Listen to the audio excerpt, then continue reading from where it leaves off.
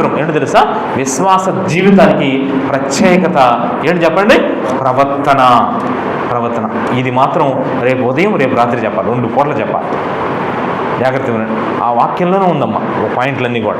ఇక ఎల్లుండి ఉదయం ఎల్లుండి రాత్రి విశ్వాస జీవితానికి ప్రతిఫలం ఏంటి తెలుసా? ప్రమాణం. విశ్వాస జీవితానికి దేవుడు ఖచ్చితంగా ప్రతిఫలం ఇస్తాడు, తప్పకుండా ప్రతిఫలం ఇస్తాడు. అదేంటంటే ఒక ప్రమాణంగా దేవుడు చెప్తున్నాడు. అదేంటో 3వ రోజు ఉదయం 3వ రోజు సాయంత్రం మొత్తం 6 కోడికలు క్లియర్ అయిపోతాయి. ఈ 4 పాయింట్ల్లో మీరు ఏది పోగొట్టుకోవాలనుకుంటున్నారు చెప్పాలి అందరూ.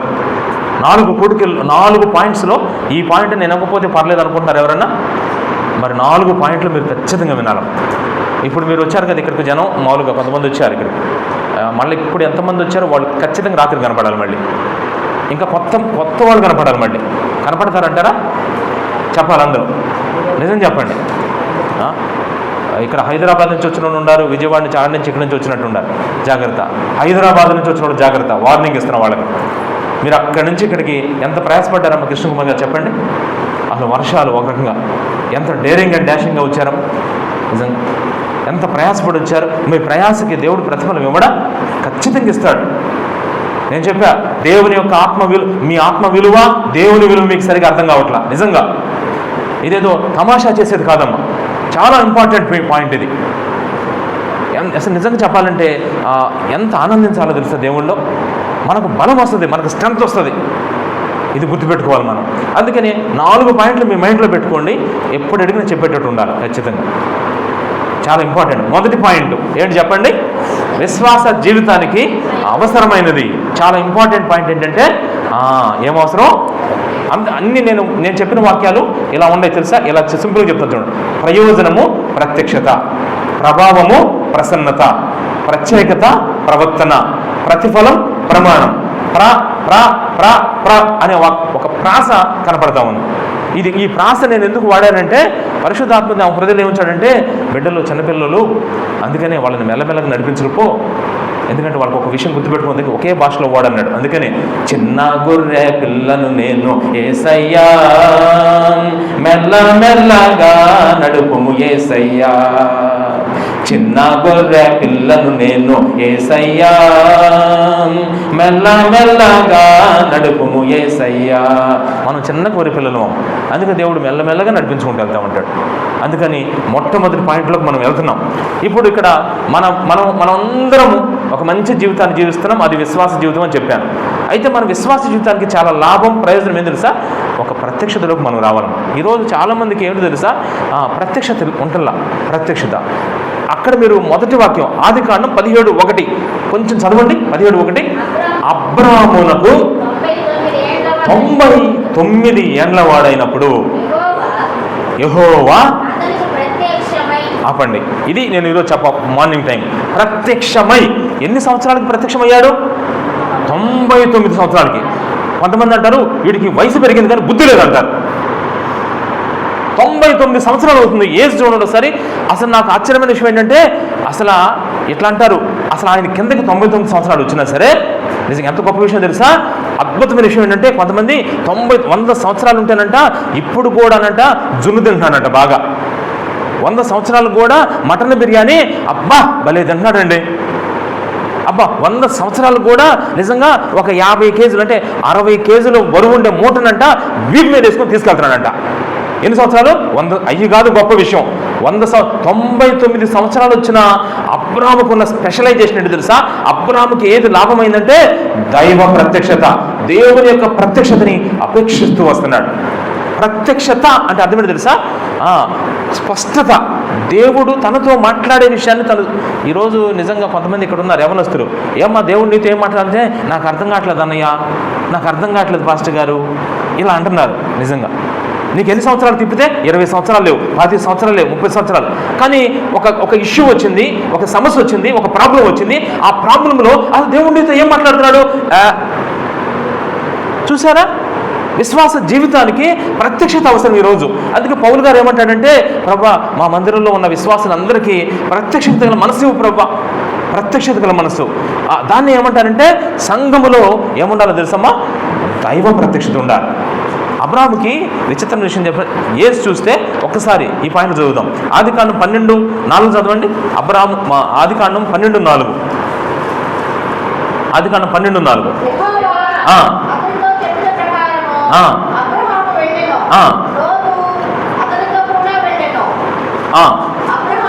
అబ్రహాము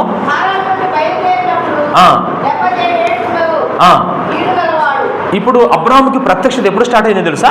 75 సంవత్సరాలు స్టార్ట్ అయింది. అంతకుముందు వరకు తను కొంచెం విగ్రహారాధనలో ఉన్నాడు. ఇంకా చెప్పాలంటే దేవుడిని ఎరగని స్థితిలో ఉన్నాడు. 75 ఇయర్స్తో దేవుడు మాట్లాడటం స్టార్ట్ చేశాడు. అక్కడి నుంచి అదే ఆదికాండం 16:16 చూడండి. 16:16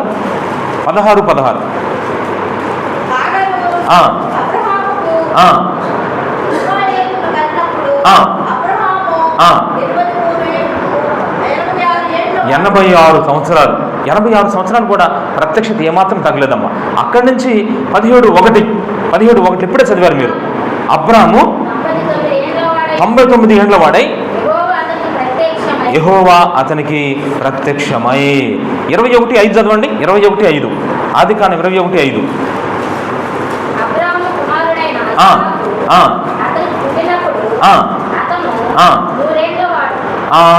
100 ఏండ్లు వచ్చినాయి ఇప్పుడు.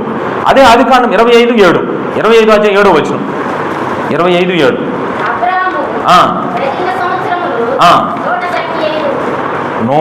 మొత్తం అబ్రాము బ్రతికిన సంవత్సరాలు ఎన్ని చెప్పండి? 175. 175లో అబ్రాము దేవుని యొక్క ప్రత్యక్షతను ఎంతకాలం అనుభవించాడు తెలుసా? ఎంతకాలం తెలుసా? 100 సంవత్సరాలు. 100 సంవత్సరాలు అబ్రాము దేవునితో మాట్లాడుకుంటూ వచ్చాడు. దేవుడు అబ్రాహాముతో మాట్లాడాడు, అబ్రాహాము దేవునితో మాట్లాడాడు. అద్భుతం కాదు నిజంగా? 100 ఇయర్స్. నువ్వు ఒక్కరోజు దేవునితో మాట్లాడితే మళ్ళీ 2 రోజు మాట్లాడలేకపోతున్నావు. నువ్వు ఒక్కరోజు దేవునితో మాట్లాడితే ఒక వారం రోజులు గ్యాప్ ఇచ్చేస్తున్నావు. అదే ఒక గొప్ప ప్రత్యక్ష. ఈరోజు జనంలో ఏం కనపడదు తెలుసా? ఒక దైవికమైన ప్రత్యక్షత కనపడాలి. సంఘాలు ఇది కనపడలేదమ్మా. దేవుడు నాతో మాట్లాడాడు, దేవుడు నాతో మాట్లాడుతున్నాడు. మా అమ్మాయి విషయంలో ఇదిగో పలానా అబ్బాయిని చేసుకోమని దేవుడు మాట్లాడుతున్నాడు, మా అబ్బాయికి ఈ ఉద్యోగం కోసం దేవుడు మాట్లాడుతున్నాడు, ఈ హాస్పిటల్కి వెళ్ళమని దేవుడితో మాట్లాడుతున్నాడు. ప్రతి విషయంలో 100 సంవత్సరాలు అబ్రాహాంకి ఎన్ని సమస్యలు వచ్చినాయో తెలుసా? మీరు అనుకున్నారు అబ్రాము లేదంటే అబ్రహాము అంటే మీరు అనుకుంటున్నారంటే ఆయన మామూలుగా మనిషి అనుకుంటారేమో. మనలాంటి మానవ స్వభావం కలిగిన వ్యక్తే. మరి విశ్వాసులకు తండ్రి ఎలా అయ్యాడు? తన విశ్వాస జీవితాన్ని ఎలా కాపాడుకుంటూ వచ్చాడు? తన విశ్వాస జీవితంలో జయ జీవితాన్ని ఎలా సంపాదించగలిగాడు? అనేకులకు ఆశీర్వాదకరంగా ఎలా తయారయ్యాడు అంటే తన విశ్వాస జీవితంలో తనకు ప్రయోజనకరమైంది ఏంటో తెలుసా? ప్రత్యక్షత. చాలా ఇంపార్టెంట్ పాయింట్ ఇది. సంఘములో ఉన్న ప్రతి విశ్వాసికి దైవికమైన ప్రత్యక్షత అవసరం. ఈరోజు బాలుడైన సమయాల కాలంలో దేవుని యొక్క ప్రత్యక్షత అంట కలగట్లేదంట. ఎందుకు? దేవుడు మాట్లాడటం స్టాప్ చేసేసాడు. వామ్మో, చూసారా? ఇందాక సుకుమార్ బ్రదర్ ఒక పాట పాడాడు, మొట్టమొదటి పాట ఏంటి చెప్పండి? నాతో నీవు మాట్లాడినచో నే బ్రతికేదను ప్రభు. నువ్వు నాతో మాట్లాడితేనే నేను బతుకు. అసలు నువ్వు ఎట్ట బతుకుతున్నా? ఓ విశ్వాసి, ఓ సహోదరుడా, ఓ సహోదరి, ఈ లోకంలో ఎలా జీవిస్తున్నామంటే, ఈ లోకంలో నేను ఎలా జీవిస్తున్నానంటే దేవుని యొక్క ప్రత్యక్షత ద్వారా. అందుకే పౌలు గారు అంటాడు, నాకు కలిగిన ప్రత్యక్షతలు ఎన్ని ఉన్నాయో తెలుసా? ఎన్నున్నాయో.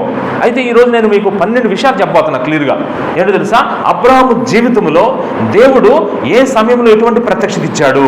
మనకు కూడా అటువంటి ప్రత్యక్షత ఉంటే అసలు మనం కడుపులో నీళ్ళు కదలకుండా ఉంటామంట. ఈరోజు నువ్వు కంగారు పడిపోతున్నావు, టెన్షన్ పడిపోతున్నావు, నీకేమైందో అర్థం కావట్లేదు. కారణం ఎందుకు నీకు అర్థం కాబట్టి టెన్షన్ వస్తుందంటే ఈరోజు వాక్యం వింటే మీకు అర్థమైంది క్లియర్గా. మొదటగా దేవుడు అబ్రహాంతో ఎప్పుడు మాట్లాడాడు చదవండి. ఆదికాండం 12వ అధ్యాయం 12:1. యెహోవా నీవు లేచి నీ దేశము నుండి నీ బంధువుల యొద్ద నుండి. చాలు. మొట్టమొదటి ప్రత్యక్షత అబ్రాహాంకి ఏమొచ్చిందో తెలుసా? దీనికి ఏం పెట్టానంటే పేరు అబ్రాహాముని పిలుపును గురించిన ప్రత్యక్షత. పిలుపు. ఫస్ట్ అబ్రాహాము పొందుకున్న ప్రత్యక్షత పేరేంటి తెలుసా? పిలుపు. కాలింగ్. పిలుపు. అసలు ఈరోజు మిమ్మల్ని అడుగుతాను, ఇక్కడ చెప్పాలి ఆన్సర్. ఇక్కడ కూర్చున్న ఓ సహోదరుడా, సహోదరి, దేవుడు నిన్ను ఎందుకు పిలిచాడు? అర్థమవుతుందా మీకు ఈ మాట? అసలు దేవుడు నిన్ను ఎందుకు పిలిచాడు? ఆలోచించండి ఒకసారి. నాకు తెలియదు, నేను చెప్పాలా నీ పిలుపు గురించి? దేవుడు నిన్ను ఎందుకు పిలిచాడు ఆలోచించు. చాలామందికి ప్రత్యక్షత లేదు. బైబిల్లో ఎన్ని రిఫరెన్స్లు ఉన్నాయో తెలుసా? నాకు ఆ ప్రత్యక్షత దొరికింది. దేవుడు నన్ను ఎందుకు పిలిచాడు? ఒక మాట అంటాడు బైబిల్లో, మీరు యేసుక్రీస్తు వారుగా ఉండుటకు పిలువబడుతురి అంటాడా లేదా? ఆ ప్రత్యక్షత లేకే నువ్వు ఎట్టబడితే అట్లా తయారవుతున్నావు. బయటికి వెళ్ళి చర్చిలో యేసుక్రీస్తు ప్రభుని నమ్ముకున్నట్టు ఉంటావు, బయటికి వెళ్ళిన తర్వాత యేసు ప్రభు నమ్ముకున్నట్టు ఉంటావు. ఏంటి అంటే నీకేమి లేదు చెప్పు? ఏమి లేదు. ప్రత్యక్షత. దేవుడు దర్శించాల నిన్ను. దేవుడు నిన్ను దర్శిస్తే నీ రూటు వేరుగా ఉంటుంది, నీ మ్యాప్ వేరుగా ఉంటుంది. అసలు ఒక రకంగా చెప్పాలంటే నేను ఎందుకు పిలిచాడో నీకు అర్థమైంది. అబ్రాహాముకి 75 సంవత్సరాల సమయంలో దేవుడు పిలిచాడు. అంటే పిలుపు విషయంలో ఒక అద్భుతమైన ప్రత్యక్షత ఉంది. ఎవరికి చెప్పండి? నేను ఈ మాటను ఎలా వాడుతున్నానంటే మీరు కూడా ప్రభువుని నమ్ముకున్న తర్వాత మీ పిలుపు ఏంటో మీరు గమనించాలి. ఒక విశ్వాసగా పిలిచాడా, లేదంటే ప్రభువుని సేవించమని పిలిచాడా, లేదంటే ఆరాధించమని పిలిచాడా, మీ ఇష్టం. ప్రభు మీకు ఇచ్చిన ప్రత్యక్షతను బట్టే అది చాలా ఇంపార్టెంట్. ప్రతి ఆదివారం చర్చికి రమ్మని పిలిచాడా? ఆ ప్రతి ఆదివారం చర్చికి వెళ్ళాలి అనే ప్రత్యక్షత నీకుంటే అది నేను చెప్పొద్దు, నువ్వు ఖచ్చితంగా నీకు అనారోగ్యం వచ్చినా వచ్చేస్తావు, ఖచ్చితంగా వర్షం వచ్చినా వస్తావు, ఖచ్చితంగా కష్టం వచ్చిన. ఎందుకంటే నీకు ఒక ప్రత్యక్షత ఇచ్చాడు దేవుడు. 6 నూరైనా నువ్వు రాడైనా దేవుడు నేను పిలిచాడు. అబ్రాహామును అన్నాడు, నువ్వు లేచి ఇక్కడి నుంచి వెళ్ళమన్నాడు. ఆ పిలుపు అర్థమైంది కాబట్టి తను ఎక్కడికి వెళ్తున్నాడో తెలియదు. ఆ పిలుపుకి లోబడ్డాడా లేదా? లోబడి అతను వెళ్ళిపోయాడు. అంటే పిలుపు. ఈరోజు నేను ఈ పాయింట్ని బట్టి ఏమడుతున్నానంటే, ఈరోజు సంఘంలో ఉన్న విశ్వాసుల జీవితంలో ఎందుకు పిలిచాడో తెలియట్లేదమ్మా జనాలకి. ఎందుకు పిలిచాడు? ఆదివారం ఆరాధనకు వస్తారా? ఆరాధనే చేయరు. ఎందుకు పిలిచాడో తెలియదు. పాట పాడతావా? పాటలు పాడరు. ఎందుకు పిలిచాడో తెలియదు. మరి ఎందుకు పిలిచాడు? కూర్చొని అలా చోద్యం చూస్తున్నాడు, చూసి వెళ్ళిపోమని పిలిచాడు. ఇంకెన్ని సంవత్సరాలు అమ్మ ఎట్లా చెప్పండి? ఇంకెన్ని సంవత్సరాలు నువ్వు అలా ఉత్తినే వెళ్ళిపోతావు? అసలు నీ పిలిపేంటి? ఈ లోకంలో నుంచి, బంధువుల మధ్య నుంచి, రక్త సంబంధం నుంచి నిన్ను దేవుడు ఎందుకు పిలిచాడు? అసలు ఎందుకు సపరేట్ చేశాడు? ఆలోచించు. ఇప్పటికైనా మించిపోయింది లేదు. అడుగు, ప్రభువా నన్ను ఎందుకు పిలిచావయ్యా? అడిగితే ఆ పిలుపు అనే ప్రత్యక్షత నువ్వు ఎరిగి ఉండాలి. ఒకటి. అందుకనే 75 సంవత్సరాల వయసులో అబ్రాహాముకి ప్రత్యక్షత ఇచ్చినప్పుడు ఆ పిలుపుని గురించి ప్రత్యక్షత అర్థమైపోయింది క్లియర్గా. ఈ పిలుపుతో ఆపకుండా ఇంకొక ప్రత్యక్షత ఇచ్చాడు. ఏంటో తెలుసు? అది చూద్దాం ఒకసారి. ఆదికాండం 12:7 వచనం. 12:7 యెహోవా అబ్రాహామునకు ప్రత్యక్షమై నీ సంతానమును ఈ దేశము ఇచ్చేదను. జాగ్రత్త వినడం. మొదటి ప్రత్యక్షతలో అబ్రహాముని పిలిచి నువ్వు కనాను దేశంకు వెళ్ళమన్నాడు. జాగ్రత్త వినండి. అబ్రహాముని పిలిచి నువ్వు కనాను దేశంకు వెళ్ళు అన్నాడు. అప్పుడు పిలుపుకు లోబడి కనాను దేశానికి వెళ్ళిపోయాడు. మొట్టమొదటగా పిలుపుకు లోబడితే ఇప్పుడు రెండో ప్రత్యక్షతలోకి వచ్చాడు. ఏంటి తెలుసా? ఇప్పుడు రెండో ప్రత్యక్షత ఏంటి తెలుసా? ఏర్పాటు. అబ్రాహామును దేవుని ఎందుకు ఏర్పాటు చేస్తున్నాడు తెలుసా? అబ్రాహాము, నువ్వు ఈ ప్రాంతానికి వచ్చావు కాబట్టి ఇప్పుడు ఈ ప్రాంతాన్ని అంతా కూడా నీకివ్వను నేను. అదేంటి ప్రభు నన్ను పిలిచావు కంటే అది నీ కోసం కాదు. మరి ఎవరి కోసం? నీ తర్వాత నీ జనరేషన్ వస్తుంది కదా, వాళ్ళకు నువ్వు ఆశీర్వాదకరంగా ఉండాలి. నీ పట్ల నాకున్న ఏర్పాటు అంటే తెలుసా? నీ పట్ల నాకున్న ఏర్పాటు నిన్ను అనేకులకు ఆశీర్వాదకరంగా చేయాలి. అది దేవుడు చెప్పిన ఏర్పాటు. ఇప్పుడు అబ్రాహామును దేవుడు ఎందుకు పిలిచాడో, దైవికమైన ప్రత్యక్షత పొందుకున్నాడు. అబ్రాహామును దేవుడు ఎందుకు ఏర్పాటు చేసుకున్నాడో అది కూడా అబ్రాహాముకి అర్థమైపోయింది. ఈరోజు ఇక్కడ కూర్చున్న మన జీవితాల్లో నిజంగా నిన్ను ఎందుకు పిలిచాడు, నిన్ను ఎందుకు ఏర్పాటు చేసుకున్నాడు నీకు అర్థమవుతుందా? నేను ఒక పని చేయమని నీకు చెప్తాను. అది నిజంగా నువ్వు దేవుని ఏర్పాటులో ఉంటే, దేవుని పిలుపులో ఉంటే ఖచ్చితంగా చేస్తావు. ఒకవేళ నా ఏర్పాటు నా పిలుపులో ఉంటే ఎలా ఉంటుంది చెప్పండి? కొంతమందిని దేవుడు ఎలా పిలుస్తున్నాడు? సువార్త ప్రకటించండి అని పిలుస్తున్నాడు. వాళ్ళు ఆ ఏర్పాటులో ఉన్నప్పుడు సువార్త ప్రకటించకుండా ఉండలేరు. వాడు పాటలు పాడండి అని దేవుడు ఏర్పాటు చేసుకున్నాడు. ఆ ఏర్పాటులో ఉన్నవాడు పాటలు పాడకుండా ఉండలేరు. పరిచర్య చేయండి అన్నవాడు ఉండలేరు. ఇలా విశ్వాస జీవితంలో దేవుడు ఎన్నో ఏర్పాటు చేసుకున్నాడు. కొంతమంది జీవితాలు ఎలా ఉంటాయంటే నిజంగా పిలుపు తెలియదు, ఏర్పాటు కూడా తెలియదు. ఇది చాలా, దాన్ని బట్టి నీకు ఆశీర్వాదం ఉంటుందమ్మా, గుర్తుపెట్టుకో. నీకున్న ప్రాబ్లమ్స్ అన్ని క్లియర్ అవ్వాలంటే ఈ ప్యాటర్న్లో రావాల్సిందే. మొదట పిలుపుని గురించిన ప్రత్యక్షత వచ్చింది అబ్రాహాముకి, ఏర్పాటును గురించిన ప్రత్యక్షత వచ్చింది. సాగిపోతా ఉన్నాడు. ఇప్పుడు పిలుపుకు లోబడ్డాడు, ఏర్పాటును అర్థం చేసుకున్నాడు, ఇక సాగిపోతా ఉన్నాడు. ఇప్పుడు మూడవ ప్రత్యక్షత చూడండి. ఆదికాండం 13:14 వచనం. ఆదికాండం 13:14. లోతు అబ్రాహామును విడిచి పోయిన తర్వాత యెహోవా ఇదిగో. ఇప్పుడు మూడో ప్రత్యక్షత విచిత్రం చెప్పనా? వినండి జాగ్రత్తగా. పిలుపు గురించిన ప్రత్యక్షత వచ్చింది, ఏర్పాటు గురించి ప్రత్యక్షత. ఈ రెండు ప్రత్యక్షత అయిన తర్వాత అబ్రాహాము కుటుంబంలో గొడవలు వచ్చినాయి. తెలుసా మీకు? అబ్రాహాము కుటుంబంలో కలహాలు వచ్చినాయి. ఎవరెవరికి తెలుసా? సొంత అబ్రాహాముకి లోతుకి. అబ్రాహాముకి లోతు ఏమవుతాడు? చెప్పండి. అబ్రాహాము లోతు అబ్రాహాంకి ఏమవుతాడంటే బాబాయ్. లోతుకి ఏమవుతాడు? అబ్రాహాము బాబాయ్.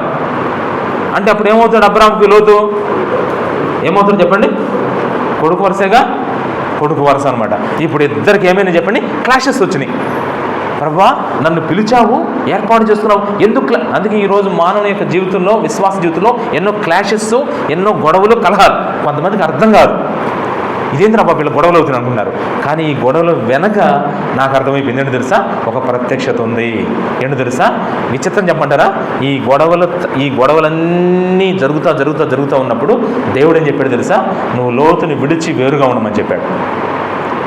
లోతుని విడిచి ఏం చేయాలి? నువ్వు వేరుగా వెళ్ళు. ఇప్పుడు ఇన్ని గొడవలు అవుతున్నప్పుడు ఇద్దరు కలిసి వచ్చారు, ఇప్పుడు విడిపోతున్నారు.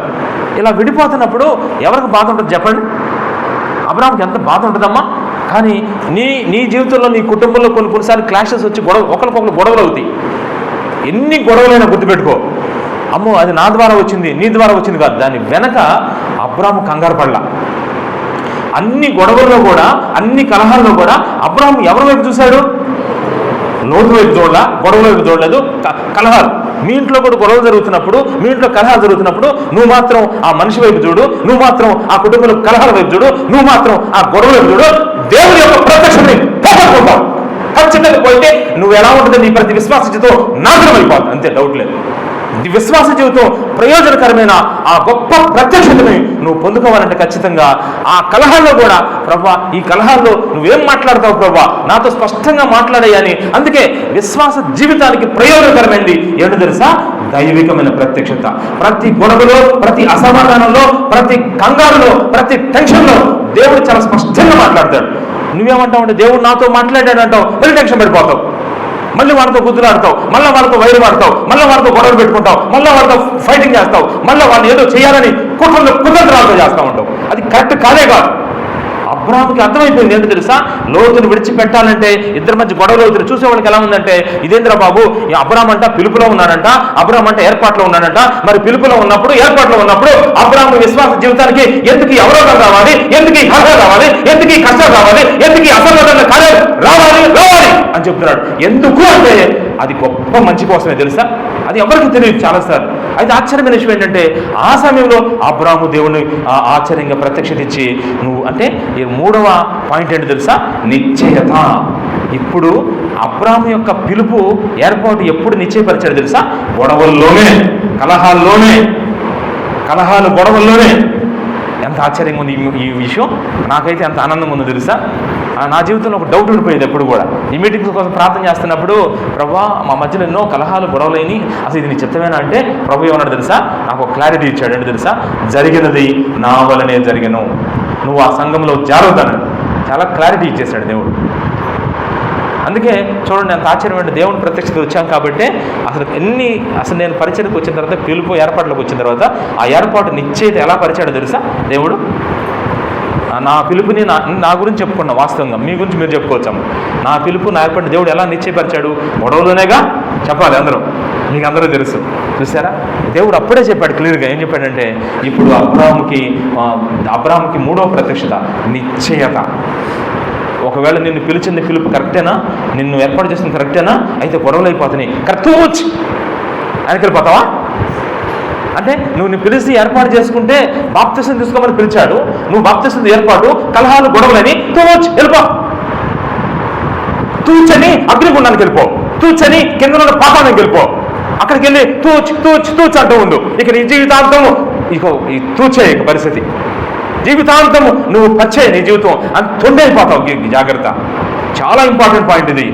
కలహాలు రాక మానవు, గొడవలు రాక మానవు. అయినా కానీ గొడవల్లోనే ఒక దైవికమైన ప్రత్యక్షత నువ్వు దొరుకుతుంది. అప్పుడు నిశ్చింతగా ఉంటావు. అబ్రాహాం ఎక్కడ లోతు విడిచి వెళ్ళిపోతున్నా సరే అబ్రాహాం ఎక్కడ కంగారు పడాల తెలుసా మీకు? ఎందుకు తెలుసా? లోతును చూడాలి. అబ్రాహాం లోతును చూడాలి. ఎవరు చూశాడు? దేవుణ్ణి, ఆయన ప్రత్యక్షతని చూసారా? ఆశ్చర్యం, ఎంత గొప్ప విషయం ఇది నిజంగా. ఇది మూడవది, నిశ్చయత. నిశ్చయత అనే ప్రత్యక్షత. మొదటిది పిలుపు, 2 ఏర్పాటు, 3 నిశ్చయత. 4వ ప్రత్యక్షత చూడండి. ఇంకొంచెం ముందుకెళ్తున్నప్పుడు ఆదికాండం 14వ అధ్యాయం 18వ వచనం. ఆదికాండం 14:18.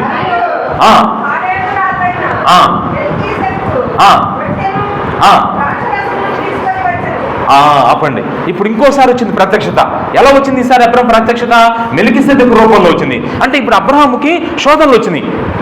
శోధనలు, విశ్వాస జీవితంలో ఎన్ని శోధనలు వస్తాయి చెప్పండి? విశ్వాసి శోధించబడతా ఉంటాడు. నిజం, ఇప్పటికీ నేను శోధించబడుతున్నా తెలుసా. ఒక్కొక్కళ్ళు ఒక్కొక్క వీక్నెస్ ఉంటుంది, ఒక్కొక్కరికి ఒక్కొక్క బలహీనత. ఇప్పుడు అబ్రహాం ఇక్కడ శోధించబడుతుంది దేని చేత? ధనాపేక్ష. ఇప్పుడు నువ్వెందుకు శోధించబడుతున్నావు? మోహపు చూపులు. నువ్వెందుకు శోధించబడుతున్నావు? నీ బలహీనత ఏంటి? విశ్వాసికి నిజంగా అపవాది ఎన్ని శోధనలు తీసుకొస్తాడో తెలుసా? ఎన్ని శోధనలు తీసుకొస్తాడో. ఆ శోధన అంటే అర్థమైంది తెలుసా? దేవుని చిత్తంలో నుంచి నేను బయట తీసుకెళ్లాలని. ఇంకా చెప్పాలంటే నీ ఇష్టం నువ్వు నెరవేర్చుకోవాలని అపవాది భయంకరంగా శోధిస్తూ ఉంటాడు. అందుకనే ఆ లోకంలో విశ్వాసికి శ్రమ తప్పక కలుగును, సాతానుడు విడువక శోధింపకమా. ఖచ్చితంగా శోధిస్తాడు. మీరు గుర్తుపెట్టుకోండి, ఎన్ని శోధనలు ఈరోజు విశ్వాసంగా కూర్చున్న నీ జీవితంలో ఎన్ని అపవాది ద్వారా వచ్చే శోధనలమ్మ. అసలు అపవాది నేను ఎందుకు శోధిస్తాడో తెలుసలేదు. నీ చేత ఏదో ఒక విధంగా పాపం చేయించాలి. నీ చేత ఏదో ఒక విధంగా వాడి ప్లాన్ ఏంటో తెలుసా? నువ్వు దేవుని ప్రత్యక్షతలో ఉండకూడదు. ఈరోజు చాలామంది శోధించబడి దేవుని ప్రత్యక్షత కోల్పోయారు. ఇప్పుడు చెప్పండి, సంసోను దైవ ప్రత్యక్షతని ఎలా కోల్పోయాడు? సంసోను దైవికమైన ప్రత్యక్షతను కోల్పోయాడు. ఎలాగ చెప్పండి? ఎలాగో తెలుసా? దెలీలా మోజులో పడిపోయాడు. వ్యభిచారం చూడండమ్మా. పడిపోయి గుండు చేయించుకొని నాతో మాట్లాడిన ఆత్మ ఎవరు చంపుతుంటే యెహోవా ఆత్మ అంట. ఆయన ఏం చేసిందంట? ఎడబాసిందంట. సౌలు ఎందుకు కోల్పోయాడు దైవికమైన ప్రత్యక్షతని? దావీదు మీద విషపు చూపులు, పక్కవాళ్ళ మీద అసూయ, పక్కవాళ్ళ మీద కక్ష, పక్కవాళ్ళ మీద వరలను, ఇవన్నీ అపవాది నీలో కలగజేసి వాడి ఉద్దేశం ఏంటంటే ఒక గొప్ప ప్రత్యక్షతలో నుంచి నేను బయటికి తీసుకురావాలి. విచిత్రమైన విషయం ఏంటంటే అబ్రాము ఇక్కడ ధనాపేక్ష, బాగా డబ్బులు. ఈరోజు అబ్రామ్కి ఎట్లాంటి పరిస్థితి వచ్చింది తెలుసమ్మా? చాలా ఆశ్చర్యం. నాకు తెలిసి ఎంత భయంకర. డబ్బులు ఎక్కువ ఉంటే నిజంగా పడిపోతారా? డబ్బులు తక్కువ ఉంటే పడిపోతారా? చెప్పండి అమ్మా మీరు. మనుషులు డబ్బులు ఎక్కువైపోతే ఏమో చెప్పండి, ఖచ్చితంగా పడిపోతారు. ఇప్పుడు అబ్రామ్కి ఏమైందంటే ఒక పట్టణం మీదకి వెళ్ళి యుద్ధం చేసి రాజును ఓడించి, సొదొమ రాజును ఓడించి తెచ్చేసుకున్నాడు. అక్కడున్న రాజులను ఓడించేసి సొదొమ రాజులు కలిసి అన్ని దోపుడు సొమ్మంతా పెట్టుకున్నారు. ఇప్పుడు సొదొమ రాజు ఏమంటాడు తెలుసా? అబ్రాము, అబ్బా గొప్పవాడివి, ఎంత గొప్ప కార్యం చేసావు, కాబట్టి మనుషులందరూ నాకు ఇచ్చేసి ఈ డబ్బంతా నువ్వు పట్టుకో అన్నాడు. డబ్బంతా. ఇప్పుడు సొదొమ రాజు డబ్బంతా పట్టుకోమన్నాడు. ఎవరిని? అబ్రాముని. ఇప్పుడు రేపన్న రోజు సొదొమ రాజు ఏమంటాడు? అబ్రాము ధనవంతుడిగా, అబ్రాముకు దేవుని యొక్క వాగ్దానం ఉంది, నిన్ను నేను దేవుడు ఆశీర్వదిస్తానని చెప్పాడు. ఇప్పుడు దీన్ని రాంగ్ ట్రాక్లో తీసుకొస్తున్నాడు. ఎవడు? అపవాది. సొదొమ రాజు అంటున్నాడు, వచ్చి నేను నిన్ను ఆశీర్వదిస్తాను, ఈ డబ్బంతా పట్టుకుపోను. ఒకవేళ ఈ సమయంలో ఇట్లా శోధించబడుతూ అబ్రాముకు బెండ్ అయిపోయి ఆ డబ్బును తీసుకెళ్ళిపోయాడు అనుకోండి, ఒక రోజున అబ్రాము ధనవంతుడు కావటానికి కారణం ఎవరు చెప్పండి? దేవుడా? సొదొమ రాజా? సొదొమ రాజు. ఇప్పుడు కనుక ఈ పని చేస్తే ఖచ్చితంగా, అమ్మో అబ్రాముకి ప్రత్యక్షత కోల్పోతాడు. అందుకనే ఈ సమయంలో దేవుని దైవ ప్రత్యక్షత అబ్రాముకు దొరికింది. ఎలా దొరికింది? రొట్టె ద్రాక్షరసం. బాప్తిసం తీసుకున్నాడు. అంత అదృష్టవంతులమ్మ నిజంగా. అసలు మీకు ఈ రొట్టె ఈ ద్రాక్ష మామూలు రొట్టె ద్రాక్ష అనుకుంటున్నారా? ఈ రొట్టె ద్రాక్ష రసం తీసుకోవటం వల్ల ఏమవుతుంది తెలుసమ్మా? మన మనోనేత్రాలు తెరవబడతాయి. మీకు తెలిసింది లేదు. మనం ఈ లోకంలో 3 ద్వారా శోధించబడుతున్నాం. ఏంటో తెలుసా? లోకము, శరీరము, అపవాది. 3 శరీరాస్తులు, నేత్రాస్తులు, జీవకుడంబాలు. ఇంత భయంకరమైన శోధనలు ఎప్పటి దాకా ఈ శోధనలో విడువక శోధిస్తాడు నిన్ను, విడువక శోధిస్తాడు. ఎట్లాంటి శోధనలన్నీ శోధన సహించువాడు ధన్యుడు అని బైబిల్ చెప్తుంది. అవసరాన్ని బట్టి నానావిధ శోధనలు నీ మీదకి వస్తూ ఉంటాయి. మరి ఇప్పుడు నీ విశ్వాస జీవితంలో ఎదురయ్యే ప్రతి శోధనను నువ్వు జయించాలంటే నీకేమవసరం చెప్పు? నీకేమవసరం? ఒక ప్రత్యక్షత అవసరం. ఆ ప్రత్యక్షత ఎలా ఇచ్చాడు? దేవుడు మెల్కీసెదెకు రూపంలో రొట్టె ద్రాక్షరస రూపంలో. అందుకే నేను ప్రతి ఆదివారం నాడు మారు మనసు పొంది అందుకు బాప్తిసం తీసుకున్నాను. నేను ఆదివారం నాడు సహవాసాన్ని పోగొట్టుకోను. ఆదివారం నాడు బాప్తిసం తీసుకొని కూడా ఆదివారం నాడు సహవాసం పోగొట్టుకున్నావు, రొట్టె ద్రాక్షరసం చేయవేయట్లేదు. కాబట్టి నీ జీవితం ఎలా ఉంటుందంటే పక్కన వాళ్ళ దగ్గర కూడా శోధించబడతావు. నువ్వు ఈజీగా పడిపోతావు. అందుకే నీ జీవితం ఏంటంటే పడటం లేకపోవటం. అసలు ఏంటమ్మా, ఎన్నిసార్లు పడతావు, ఎన్నిసార్లు వెళ్తా? అసలు నీ క్వాలిటీ ఉందా? నీకు అసలు బ్యాడ్ రావట్లా? మీరు విశ్వాసం, మీకు మంచి సాక్ష్యం ఉండాలంటే మీరు ఎప్పుడు పడిపోతున్నారు, లెగుతున్నారు. అసలు మీ జీవితానికి డ్యామేజ్ అవ్వాలా? అసలు ఇంతకు ముందు నాకు దేవుడు వాడుకుంటాడా? క్వాలిటీ ఉంటుందా మీకు? లోపల చూసి క్వాలిటీ కనపడట్లా. లేదు ప్రభువా నేను పడను. కొంతమంది అస్సలు పడకుండా ఉంటారు, కొంతమంది పడినా మళ్ళీ అర్థం చేసుకొని లెగిసి మళ్ళీ పడరు. కొంతమంది ఎప్పుడు పడతానే ఉంటారు. ఎందుకు వీళ్ళు పద్దాంగా పడిపోతున్నారంటే చెప్పమంటారా? వాళ్ళకి ఏమి లేదు చెప్పండి, ఆ దైవికమైన ప్రత్యక్షత లేదు. ఇప్పుడు అబ్రాము లోకము, శరీరము, అపవాది అనే ఒక భయంకరమైన శోధనలు ఆ అబ్రాములకు వచ్చినప్పుడు అబ్రాము వాటిని జయించగలిగాడు. ఎలా జయించగలిగాడు? ఒక్క మాటలో చెప్పాలంటే దైవ ప్రత్యక్షత. మెల్కీసెదెకు రూపంలో రొట్టె ద్రాక్షరసంలో దొరికింది. అద్భుతం ఆ ప్రత్యక్షత. అందుకే నేను చెప్తున్నాను, అడుగడుగున ఈరోజు విశ్వాస జీవితానికి అవసరమైంది తెలుసా? దైవ ప్రత్యక్షత. దైవ ప్రత్యక్షత లేకుండా నువ్వు దేవుని వెంబడించలేవు. దైవ ప్రత్యక్షత లేకుండా లోకాన్ని జయించలేవు ఎట్టి పరిస్థితిలో కూడా. ఇప్పుడు అబ్రాహాము చూడండి, అన్నింటిని జయించుకుంటూ వస్తున్నాడు. చూడండి అమ్మ, 100 సంవత్సరాలు ఎంత అద్భుతమైన ప్రత్యక్షత. ఒకటి పిలుపు గురించిన ప్రత్యక్షత వచ్చేసింది, నిలబడ్డాడు, ఏర్పాట్లోకి వచ్చేసాడు, నిశ్చయిత చేసుకుంది. ఈ అబ్రాహాము పిలుపు నిశ్చయిత కూడా జరిగింది. 4 అబ్రాహాము శోధించబడుతున్నాడు. అద్భుతం కదా, శోధనలు కూడా గెలిచాడు. ఇప్పుడు ఆహా చూసారా? మీరేమనుకుంటారమ్మా? శోధన గెలుస్తారా, ఓడిపోతారా? అందుకే మీరు ఒకటి ప్రార్థన చేసుకోవాలి, ప్రభువా నా జీవితానికి అవసరమైన నాకు వచ్చే శోధనలు నీకు తెలియదయ్యా.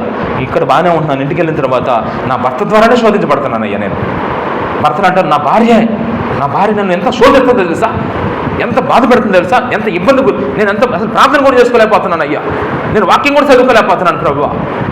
ఎప్పుడు వాళ్ళని సంతోషపెట్ట ఇదే నా చూసారా? ఆ సైతాను అవ్వని పండు తినమని ఎలా శోధించిందమ్మా?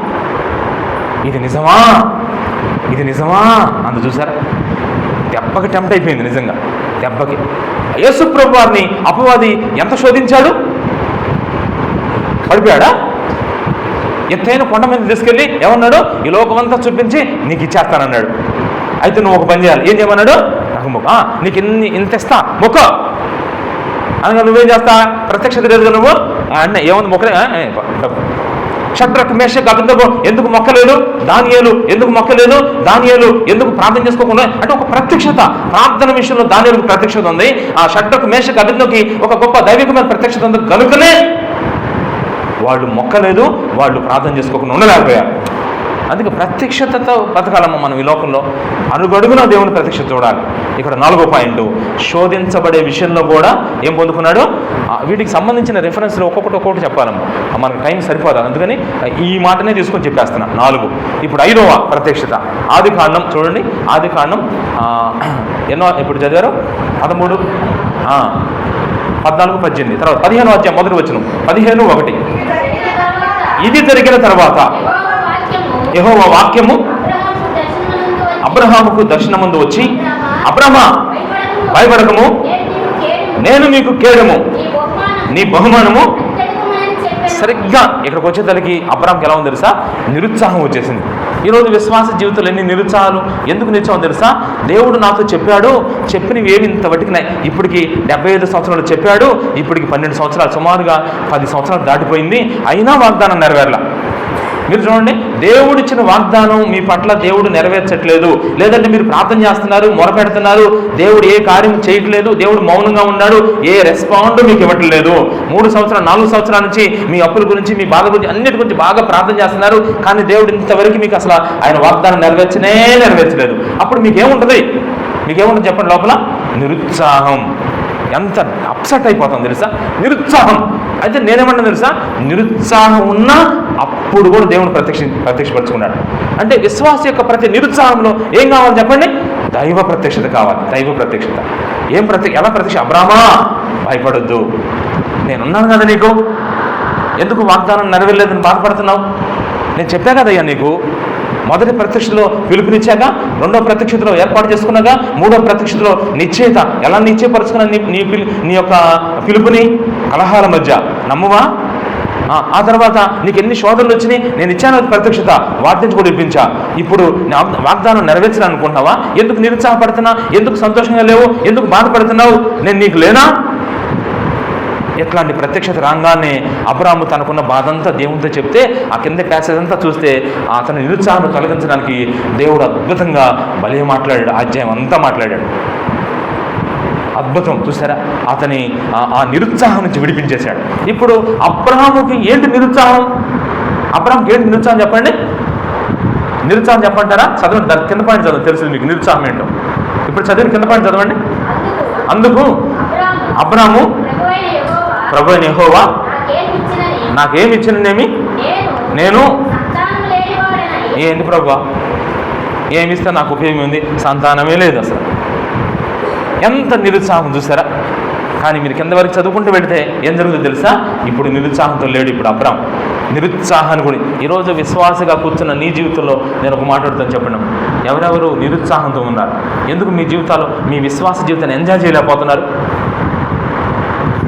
ఏమ్మా, ఒక ఫ్రిడ్జ్ కొనుక్కుంటే ఒక ఆమంటుంది ఓపెన్ చేసి వాటర్ తాగి ఎంజాయ్ చేయాలంట. ఇంటికి ఫ్రిడ్జ్ వస్తే ఏం చేయాలంట?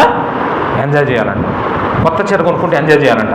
గోల్డ్ చేయించుకుంది, ఒక నవస పెట్టి చేయించుకుంది, ఒక ఉంగరం చేయించుకుంటే ఎంజాయ్ చేయి. మరి నీ విశ్వాస జీవితం దేవుల్లో ఎంజాయ్ చేస్తున్నావా? ప్రార్థన అంటే ఎంజాయ్మెంట్ ఉందా? పాటలు అంటే ఎంజాయ్మెంట్ ఉందా? వాక్యం అంటే ఎంజాయ్మెంట్ ఉందా? సువార్త అంటే ఎంజాయ్మెంట్ ఉందా? ఏంటి నిరుత్సాహం? దేవుడు ఎన్నో వాగ్దానం నుంచి ఒక్కటి నెరవేరలేదు ఇప్పటికి అసలు. ఎన్ని సంవత్సరాల నుంచి ఎదురు చూస్తున్నాను, ఎదురు చూసి ఇంకా చేస్తాడు, ఏందో నాకు అర్థం కావట్లేదు పరిస్థితి అనే పరిస్థితి వచ్చేసాం మనం. అట్లాంటి మూమెంట్లో అబ్రాహాము యొక్క నిరుత్సాహక పరిస్థితి నుంచి, ఇట్లాంటి నిరుత్సాహమైన పరిస్థితి నుంచి వెళ్ళిన వాళ్ళు అందరూ కూడా, దావీదు వెళ్ళాడు, సమూయేలు వెళ్ళాడు, మోషే వెళ్ళాడు, ఇంకా చాలామంది వెళ్ళారమ్మా. అయితే వాళ్ళందరూ ఎందుకు నిరుత్సాహం జయించగలిగారంటే వాళ్ళకి ఏం దొరికింది చెప్పండి? ఏం దొరికింది? చెప్పాను కదా, విశ్వాస జీవితానికి ప్రయోజనకరమైంది ఏది చెప్పండి? ప్రత్యక్షత. అది కూడా మనుషుల ప్రత్యక్షత కాదమ్మా. ఇప్పుడు చాలామంది అంటారు, అమ్మా ఇదిగో పాస్టర్ గారు వచ్చి మాకు ఇన్ని మాటలు చెబితే మాకు ఎంత ఆదరణగా ఉంటుందో, అమ్మో పాస్టర్ గారి ప్రత్యక్షత దొరికింది బాగానే ఉంది, ఇంకా ఫలానోళ్ళు వచ్చి భలే చెబితే భలే ఉంటుందమ్మా. ఎంతవరకు మీ ప్రత్యక్షత? ఎంతవరకు నిన్ను డైరెక్ట్గా నువ్వు దేవునితో పెట్టుకోవాలి? నీకు దేవుని ప్రత్యక్షత దొరకాలి నీకు. అందుకే నీ ముఖం ఎప్పుడు కూడా అట్లా ఉంటుంది. ఒకసారి కొన్ని రోజులు నిరుత్సాహం ఉంటుంది, కొన్ని రోజులు మనుషులు బాగా ఎంకరేజ్మెంట్ చేస్తే ఎంకరేజ్గా ఉంటావు, మనుషులు ఎంకరేజ్ చేస్తే డిస్కరేజ్. నువ్వు కూడికలు రమ్మని నేను బాగా పిలుస్తూ ఉంటే ఎంజాయ్మెంట్కి వస్తావు. ఎవరు పిలవకపోతే ఇంతే సంగతి చిత్తగించమని. అందుకే కొన్ని పరీక్షలు కూడా మరి ఈ మధ్యకాలంలో నేను పెడతా వచ్చాను, కొంతమంది పెడతా వచ్చాను. అసలు వీళ్ళ పిలుపేంటి? వీళ్ళ ప్రత్యక్షత పాస్టర్ గారి మీద ఉందా, దేవుని మీద ఉందా? ఇప్పుడు సపోజ్ అంజిరెడ్డికి నేను ఒక పని అప్పగించాను అనుకోండి, నేను ఆ పని జస్ట్ ఒకసారి చేయమని చెప్పాను, ఇంకా మాట్లాడిన అసలు ఆ పని చేయడా? ఇప్పుడు 4 రోజుల తర్వాత మళ్ళీ నేను 4 రోజులు అసలు ఫోనే చేయాల, 4 రోజుల తర్వాత ఆ పని చేయాల. అప్పుడు అంజిరెడ్డి ఏంటి పని చేయలేదంటే నువ్వు చెప్పలేదుగా. అప్పుడు చెప్పండి, ఒక దైవికమైన ప్రత్యక్షత ఆ పని విషయంలో కలిగి ఉన్నాడు అంజిరెడ్డి? మరి కలిగి లేడు కాబట్టే.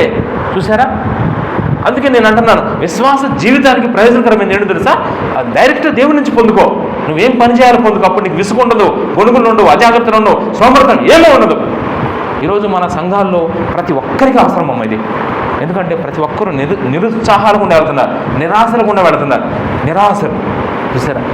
అందుకనే గుర్తుపెట్టుకోండి, అబ్రాహాము కూడా అలా వెళ్ళినవాడే. కానీ అబ్రాహాము ఆ నిరుత్సాహాన్ని, నిరాశని ఎలా జయించాడంటే కేవలం ఒకటే, ప్రత్యక్షత. ఇది 4వ పాయింట్. 4ఏనా? 5. నెక్స్ట్ 6వ పాయింట్. ఆదికాండం చూడండి ఒకసారి. 17వ అధ్యాయం మొదటి వచనం. 17:1. అబ్రాహాము 99 ఏళ్ల వాడైనప్పుడు, అది చూసారా? ఇప్పుడు ఇందాకేమో కార్యాలు ఆలస్యం అవుతున్నాయి, నిరుత్సాహం వచ్చిందని ప్రత్యక్షమయ్యాడు. ఇప్పుడు కొద్ది కాలం 99 వచ్చేసినాయి. మొత్తాన్ని నిరుత్సాహం జయించుకుంటూ వస్తున్నాడు.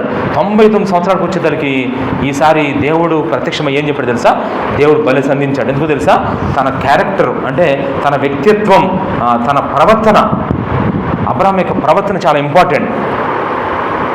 99 సంవత్సరాలు వచ్చింది. 99 సంవత్సరాలు వస్తే ఇంతవరకు వాగ్దానం నెరవేరలా. ఇప్పుడు అసలుకి అసలు ఉంది. నిరుత్సాహం మాట దేవుడు ఎరుగు. ఇప్పుడు అబ్రామే పాడైపోయేటట్టున్నాడు.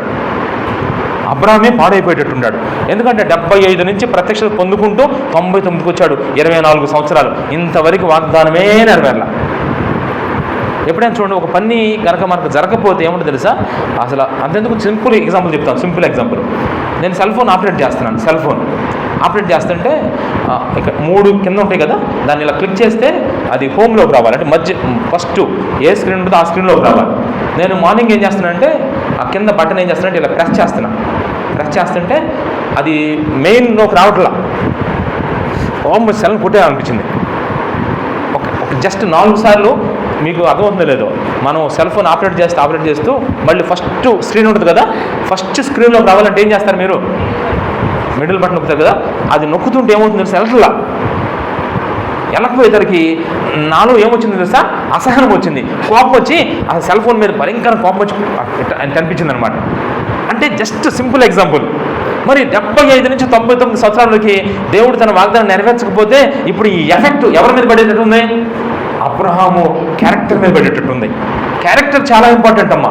వ్యక్తిత్వం పోగొట్టుకోకూడదు మనం. నేను అందుకనే ఒక చిన్న కొటేషన్ కూడా రాసుకున్నాను. ఏంటో తెలుసా? చాలా ఇంపార్టెంట్ కొటేషన్. మన వ్యక్తిత్వం, నా పర్సనల్ క్యారెక్టర్ అనే పునాది చక్కగా ఉంటే ఎంతమంది ఎన్ని చేసినా సరే నేను మాత్రం చెడిపోను. నేను వ్యక్తిత్వం పర్సనల్గా నేను దేవునితో టైఅప్ అయి ఉంటే ఎంతమంది ఎన్ని చేసినా నేను పాడైపోను. అసలు విషయమే లేదు మనలో. ఇప్పుడు అబ్రహాంకి అసలు విషయం పోయేటట్టుంది. ఏంటో తెలుసా? క్యారెక్టర్ పోయేటట్టు. అందుకే దేవుడు దర్శించి ఏమని తెలుసా? తన క్యారెక్టర్ని సరిచేయడానికి నీ క్యారెక్టర్ కాపాడుకోవాలి అని చెప్పాడు అనమాట. నిజంగా నువ్వు నిందారహితుడివై ఉండు అని చెప్పాడా లేదు అక్కడ? నా సన్నిధిలో నడుచుచు నిందారహితుడివై ఉండు. నేను నీకు ఇచ్చిన వాగ్దానం తప్పుగా అనుకున్న దాని మీద ఎక్కువ నెరవేరుస్తా. ఎప్పటివరకు కాపాడుకున్నావు, ఇప్పుడు పోగొట్టుకుంటున్నావు, జాగ్రత్త అని ఒక ప్రత్యక్షతలో తన క్యారెక్టర్ అంటే వ్యక్తిత్వం, అంటే పర్సనల్ విలువల గురించి, వ్యక్తిత్వపు విలువల గురించిన ప్రత్యక్షత. నేను అందుకే చెప్తున్నా, జాగ్రత్త మీ అందరూ మీ వ్యక్తిత్వాన్ని పోగొట్టుకోవద్దు. పలానోడు పలానా కృష్ణారెడ్డి బ్రదరు, అదిగో పలానా రాజేష్ పలానా అనగానే వెంటనే అవా అట్టనుకో, అమ్మో ఆయన అంత, అది మాత్రం పోగొట్టుకోకూడదు. అమ్మో పాస్టర్ గారా ఆయన అంతేలేండి, అమ్మో చూసారా, జాగ్రత్త. కృష్ణకుమార్ గారా అబ్బో అసలు నిజంగా అమ్మ అంతేనండి జాగ్రత్త అమ్మ. ఇప్పుడు ఒక మంచి నేము, ఉదాహరణకి బాగా ప్రార్థన చేస్తుంది, చక్కగా మందిరానికి వస్తుంది, ఎంత మంచి క్యారెక్టర్. ఈ క్యారెక్టర్ని పోగొట్టుకుంటుందేమో. ఎప్పుడు పోగొట్టుకుంటుంది? దేవుడు ఆమె చేస్తున్న ప్రార్థనకు రెస్పాండ్ ఇవ్వకపోతే, దేవుడు ఆమె ప్రార్థన చేస్తున్నప్పుడు, ఆమె ఆరాధిస్తున్నప్పుడు, మందిరానికి వస్తున్నప్పుడు ఆ కుటుంబంలో ఏ మార్పులు జరగకపోతే ఇమీడియట్గా తన క్యారెక్టర్, తన ప్రవర్తన ఏం ప్రయోజనం, ప్రార్థన చేస్తాను పో అని ఎన్నిసార్లు అనుకుంది. కావాలంటే పర్సనల్గా అడగండి ఆమె, నేను ప్రార్థన చేయను పోండి అని ఎన్నిసార్లు మనం అనుకుంటాం తెలుసా? అందుకనే అబ్రాహ్మ అలా అనుకుంటాడేమో అని చెప్పేసి, అబ్రాహ్మ నీ పర్సనల్ క్యారెక్టర్ నాకు చాలా ఇంపార్టెంట్, దాన్ని బట్టి నేను వాడుకుంటాను, కాబట్టి ఆ విషయంలో నువ్వు కరెక్ట్గా ఉండాలి అని ఒక ప్రత్యక్షత. నా వ్యక్తిత్వ జీవితం గురించి ఒక ప్రత్యక్షత. ఈరోజు మన సంఘాల్లో ప్రతి విశ్వాసికి ఇట్లాంటి ప్రత్యక్షత ఉంటే పాపాల్లో పడిపోరు, పర్సనల్గా పడిపోతున్నారు చాలామంది. పర్సనల్గా వద్దు అంటే మొబైల్ ఫోన్ చూస్తారు, వద్దు అంటే అక్కడికి వెళ్తారు, వద్దు అంటే ఎందుకు వెళ్తున్నారు, ఎన్ని చెప్పినా ఎందుకు వెళ్తున్నారంటే వాళ్ళకి అసలు ప్రత్యక్షతే లేదు. ఏం చేస్తాం చెప్పండి మనం? దేవుడు సంధిస్తే, దేవుడు మాట్లాడితే వాళ్ళు తప్పకుండా వస్తారమ్మా ఖచ్చితంగా. ఇది ఎన్నోదంటే ఎన్నోదమ్మా 6. తర్వాత ఆదికాండం 18వ అధ్యాయం మొదటి వచనం, 18వ అధ్యాయం మొదటి వచనం. మరియు మమ్రే దగ్గరనున్న సింధూర వనములో అబ్రహాము ఎండవేళ కూడా చాలు. ఇప్పుడు ఇది ఎన్నో ప్రత్యక్షత? 7వ ప్రత్యక్షత. ఈ ప్రత్యక్షతలో చూసారా, ఆతిథ్యం గురించిన ప్రత్యక్షత. మీకోసం కొంతమంది ఉంటారమ్మా అసలు మరీ దారుణం. దేవునికి ఆతిథ్యం చేయరు, దేవుని సేవకులకి చేయరు, దేవుని బిడ్డలకి చేయరు. కనీసం ప్రార్థన పెట్టుకొని కనీసం వాళ్ళకి పరిచర్య భోజనాలు కూడా పెట్టరమ్మా, మరీ దారుణం. ఎందుకు పెట్టరో తెలుసా? వాళ్ళు కొంతమంది దేవుని బిడ్డలు మళ్ళీ క్వాలిటీ తీసుకొస్తారు, క్వాలిటీ పెడతారు. ఏంద్రా వీళ్ళు పెడుతున్నారు వాళ్ళు పెట్టలేదంటే, నేను అనుకుంటాను చాలాసార్లు దేవునికి కొన్ని డబ్బులు వాడాలన్నా, కొన్ని ఖర్చు పెట్టాలన్నా, అది నిజంగా నేను అనుకుంటాను దైవ ప్రత్యక్షత ఉండాలమ్మా వాళ్ళకి. మిగతా వాళ్ళు ఎవరు పెట్టలేదు తెలుసా. ఇప్పుడు ఉదాహరణకి మీకు 1000 రూపాయలు ఉన్నాయి అనుకోండి, 1000 రూపాయలు 10% ఎంత, 100 రూపీస్. 10,000లో 10% ఎంత, 1000 రూపాయలు. 1,00,000 రూపాయలు 10% ఎంత, 10,000. ఇప్పుడు చూడండి, 1,00,000 రూపాయలు వచ్చినప్పుడు 10,000 రూపాయలు సేవకునికి ఇవ్వాలి, అది దేవుంది కాబట్టి ఇవ్వాలి అనుకున్నప్పుడు నిజంగా నీకేమనిపిస్తుంది? అమ్మో 10,000, అమ్మో 10,000. ఎందుకు? ఆ విషయంలో నీకు ప్రత్యక్షత లేదు, ఆ విషయంలో నీకు ప్రత్యక్షత లేదు. నేనేమో ఈవిని అపేక్షించవట్లా, నేను ఈవిని అపేక్షించవట్లా ఈ మాట. ఎందుకంటే దేవుడు నిజంగా నేను స్పెషలైజేషన్గా సంధిస్తే దేవుని బిడ్డలకి ఏదైనా ఖర్చు పెట్టే విషయంలో కానీ, దేవుని బిడ్డలకి ఏదైనా ఆహారం ఇచ్చే విషయంలో కానీ, వాళ్ళకి ఏదైనా ప్రొవైడ్ చేసే విషయంలో ఇక నేను ఎవ్వరూ మార్చలేరు. ఇది కూడా తప్పే. ఏంటి తెలుసా? దేవుడు నిన్ను పెట్టమంటే వేరే వాళ్ళు తీసుకుని వాళ్ళకి ఇవ్వడం ఏంటి నువ్వు? అసలు నాకు అర్థం కాదు. ఇప్పుడు సపోజ్ ఎవరైనా ఉన్నారనుకోండి, దేవుడు నిన్ను చేయమన్నాడు ఆ పని, పక్క వాళ్ళు 10 రూపాయలు తీసుకుని ఇంకోటి వాళ్ళకి ఇవ్వడం ఏంటమ్మా? ఇది నాకు అర్థం కాలేదు. ఇది ప్రత్యక్షత అంటారా? ఇప్పుడు సపోజ్ అంజిరెడ్డి ఒక పని చేయాలి, దేవుడు చెప్పాడు, అంజిరెడ్డి అదిగో మహేష్కి బట్టలు కొని పెట్టి అన్నాడు. అప్పుడు అంజిరెడ్డి ఏం చేయాలి? దేవుడు మాట్లాడినప్పుడు అంజిరెడ్డి డబ్బులు పెట్టి ఆ అంజిరెడ్డి సుకుమార్ బ్రదర్ డబ్బులు తీసుకొని అంజిరెడ్డి ఇస్తున్నట్టుగా ఇస్తే అదేంటి? ఇది ప్రత్యక్షతేనా? ఈ ప్రత్యక్షతలో ఎక్కడ లోపం జరుగుతుంది. ఈ ప్రత్యక్షత కొంచెం ఆలోచించుకోవాలి, పరీక్షించుకోవాలి. దేవుడు ఏదన్నా నీకు చేయమంటే అది దేవుని ప్రత్యక్షత అయితే చేసే సామర్థ్యం ఎవడా నీకు? నిజంగా దైవ ప్రత్యక్షతలో నుంచి నువ్వు ఈ పని చేయి. ఇప్పుడు 99 సంవత్సరాల పైన వచ్చేసినాయి, ఇంకా 99 సంవత్సరాలు జరుగుతూ ఉంది. ఆ సమయంలో 3 దేవదూతలు వచ్చారు ఇంటికి, దేవుని రూపంలో. దేవుడే దర్శించాడు వాళ్ళని. దర్శించినప్పుడు వాళ్ళకి ఆతిథ్యం చేయాలి. ఆ సమయంలో ఏమన్నాడు? మనం ఇంత వయసు వచ్చింది, మనం ఎందుకు నన్ను కూర్చున్నారా? ఏం చేశారు చెప్పండి? అప్పుడు ఏ రకంగా లేసారమ్మా వాళ్ళు ఆతిథ్యం చేయడానికి? పరిగెత్తుకుంటూ వెళ్ళి నెంబర్ వన్ ఎటువంటి పాలు ఇచ్చారు, ఎటువంటి చికెన్ పెట్టారు, ఎటువంటి మటన్ పెట్టారు చూసారుగా మీరు? క్రొవ్వినివి మంచి పెట్టారంట, మంచి. నువ్వు పాస్టర్ గారి ఇంటికి వచ్చిన ఇంకోటి వచ్చిన ఏం పెడతా? నువ్వు ఏం పెడతా? రండి పాస్టర్ గారు, రాత్రి ఏం అనుకున్నాను తినలేకపోయాం, మీరు వచ్చారు, సమయాన్ని మీరు వచ్చారు. ఎప్పుడు అనుకుందా అంటేమా ఇంకా నేను రాత్రి బాబోయ్ 3 రోజులు అనుకోవాలి. చూసారా? వేస్ట్ అయిపోతాయి ఫ్రిడ్జ్లో అని ఎక్కడ పంపిద్దాం? పచ్చడి వేస్ట్ అయిపోయిందంట, ఎక్కడ పంపిస్తారు? అంటే మీరు వేస్ట్ అయిన పచ్చడి ఫ్రెష్గా పంపించండి, జాగ్రత్త. అంతా ఫ్రెష్ అమ్మ, ఫ్రెష్ అయితేనే. ఎందుకు తెలుసా? అది దేవుడు నీకు ఇచ్చిన ప్రత్యక్షత అయితే నేను పెట్టేది. అందుకన్నాడు, నా నామంలో గిన్నెడు చల్లీళ్ళు ఇచ్చిన. ఏమన్నాడు చెప్పండి? దేవుడు గిన్నెడు చల్లీళ్ళు ఇచ్చిన ప్రతిఫలం పోగొట్టుకోరు. దేవుని బిడ్డలకి, దేవుని సేవకి మీరు పెట్టే ఎలా పెట్టాలి తెలుసా? నెంబర్ 1 పెట్టాలి. ఎందుకు తెలుసా? అది కూడా అందరు పెట్టారు, ప్రత్యక్షత. ఇప్పుడు మనం విశ్వాస జీవితంలో ఆతిథ్యం చేయటం అనేది కూడా ఎలా పొందుకోవాలి చెప్పండి? దైవికమైన ప్రత్యక్షత ద్వారా పొందుకోవాలి. దైవికమైన ప్రత్యక్షత లేకపోతే అక్కడ కూడా అవన్నీ నీకు ప్రతిఫలం రావమ్మా. నువ్వు అనుకోవటం అంతే, ప్రతిఫలం రావాయి. ఇప్పుడు కానీ మించిపోయింది లేదు. నిన్ను ఆతిథ్యం చేయమన్నాడా? అసలు చేయమన్నాడా? నిజంగా చెప్పు. లేదా నీ అంతా నువ్వు ప్రేరేపించబడుతున్నావా? సెల్ఫ్కి వద్దు, సెల్ఫ్లు వద్దు, మనకి అవసరాలు వద్దు. ప్రభువా నువ్వే నన్ను దర్శించావు, నాకు ఈ ప్రత్యక్షత నువ్వే ఇచ్చావు ప్రభువా అని ప్రార్థన చేసుకుంటే ఆ ప్రత్యక్షతను పడిపోకుండా చేస్తాడు దేవుడు. ఇప్పుడు అబ్రహాం కూడా ఇక్కడ పడిపోయే, ఎందుకంటే ఎప్పుడైనా మీరు ఆలోచించండి, అబ్రహాంకు 90 సంవత్సరాలు వచ్చిన వాగ్దానం నెరవేరలేదు. ఆ సమయంలో ఇంత షార్ప్గా పరిచయం ఎవరైనా చేస్తారమ్మా?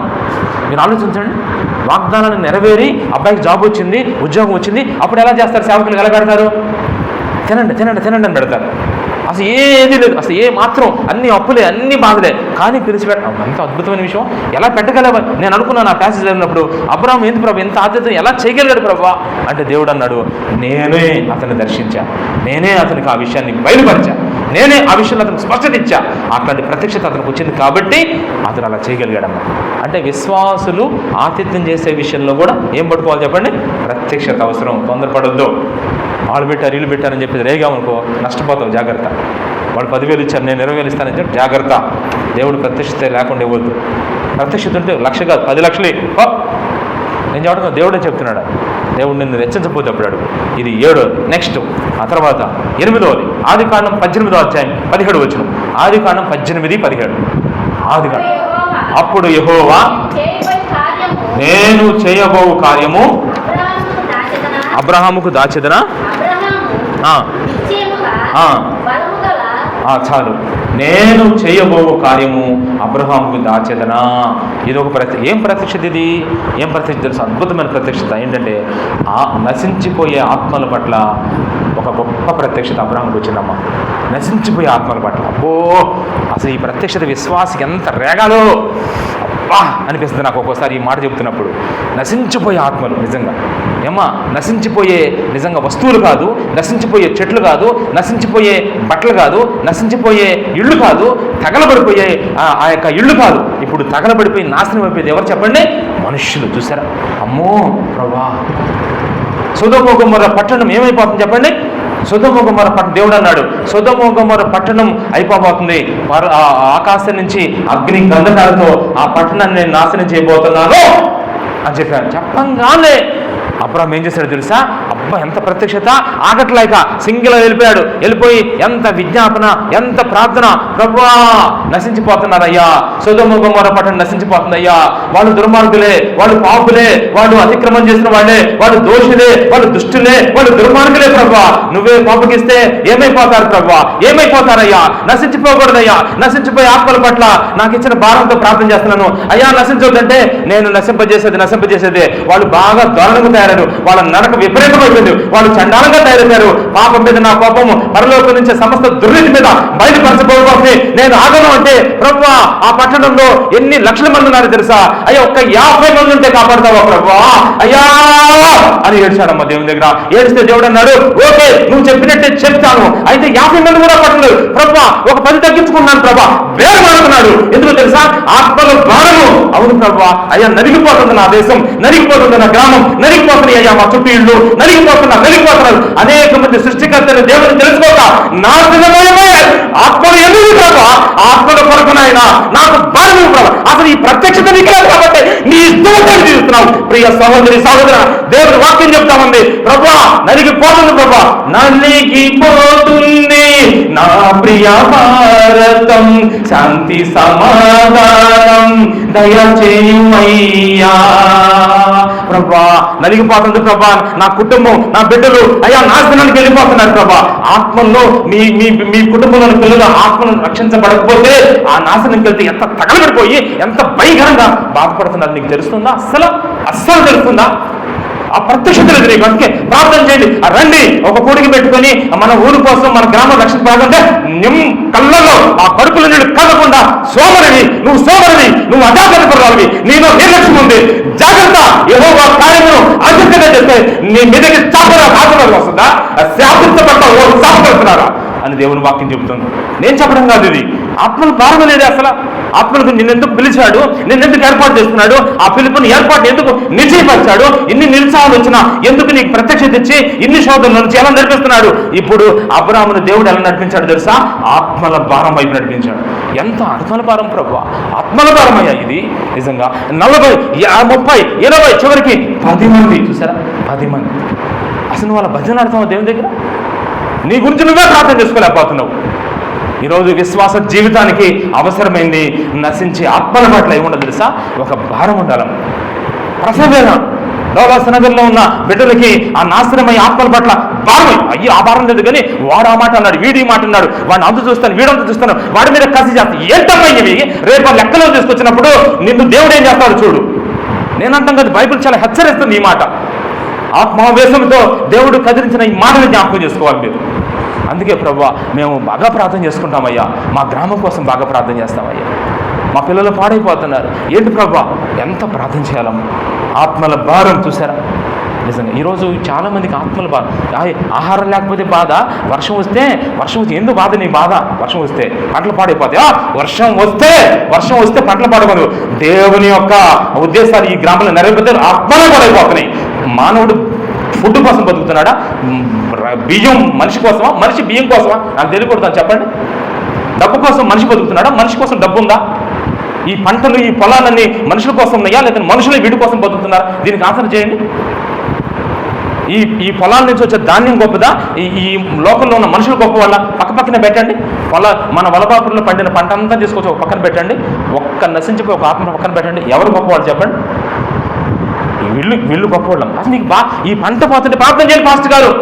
మొన్న రాణి గారు కూడా అక్కడేదో కంకర ట్రాక్టర్ ఇరుక్కుపోయిందంట. ఫోన్ చేసి ప్రార్థన చేయండి పాస్టర్ గారు, కంకర ట్రాక్టర్ గురించి ప్రార్థన చేయాలంట. వాళ్ళ పిల్లలు నశించిపోతున్నారు. ఒక్కళ్ళంటే ఒకటి దేవునితో సహవాసం లేదు. ప్రార్థన చేయమని ఒక్కసారి చెప్పారా? కంకర నీ పోతే పోయింది పాని. నీకు కంకర మీద ఉన్నంత ఆ యొక్క భారం ఎవరి మీద లేదు, నీ పిల్లల మీద లేదు, నీ ఆత్మ మీద, మీ పిల్లల ఆత్మ మీద, అది ఎట్టపోయినా పర్లేదు, కంకర వేసుకొని బాగుంది. కానీ ఇది నేను ఉద్దేశపూర్వకంగా చెప్పట్లేదా మీరు, ఇది ఉద్దేశపూర్వం కాదు. మరి అబ్రహాంకి ఎందుకు అంత భారం వచ్చింది? సొదొమ గొమొర్రా పట్టణం అసలు ఆ ప్రజలు ఎవరు, అబ్రహాం ఎవరు సంబంధం ఉందేమన్నా? మళ్ళీ చివరికి అయ్యా నా సహోదరుడు, అయ్యా నా కుమారుడు లోతు ఉన్నాడు ప్రభా, లోతు కుటుంబం ఉంది ప్రభా అని బతిలాట స్టార్ట్ చేశాడు. దేవుడు ఆశ్చర్యంగా తప్పించేశాడు. చూసారు, కంప్లైంట్ చేస్తాం వాళ్ళ మీద వీళ్ళ మీద చెప్తాం, అయితే దేవుని వాక్యం చెప్తా ఉంది. నిజంగా నేను అనుకుంటాను విశ్వాస జీవితానికి ఈ ప్రత్యక్షత చాలా అవసరం. మన మందిరంలో చాలా అవసరం. మీరు ఏం చేస్తారో తెలియదాం, మీకు ఏం చేస్తారో తెలియదు. కొంతమందికి నాకు ప్రార్థన ఉందని ఒకరోజు చేస్తారు, రెండోది మళ్ళీ వైపు లేకుండా పోతారు. 3-4 నెలలు మళ్ళీ ఎట్లా వెళ్ళిపోతారు అర్థం కావట్లా. అసలు దేవుని ప్రత్యక్షత లేదంటే ఏంట? ఒక్కసారి మీరు ప్రసన్నం చేసుకోవాలి దేవుని దగ్గర, ఒక్కసారి మీరు సిగ్గుపడాలి దేవుని దగ్గర. ప్రభువా నిజంగా నన్ను క్షమించయ్యా. అబ్రాహాముకి ఎందుకు అంత ఆత్మల భారం వచ్చిందంటే అది మనుషులు ఇచ్చింది కాదు. అది ఎవరిచ్చారో తెలుసా? దేవుడు ఇచ్చిన ప్రత్యక్షత. అది ఎంత గొప్ప విషయం అంటే అంత గొప్ప విషయం.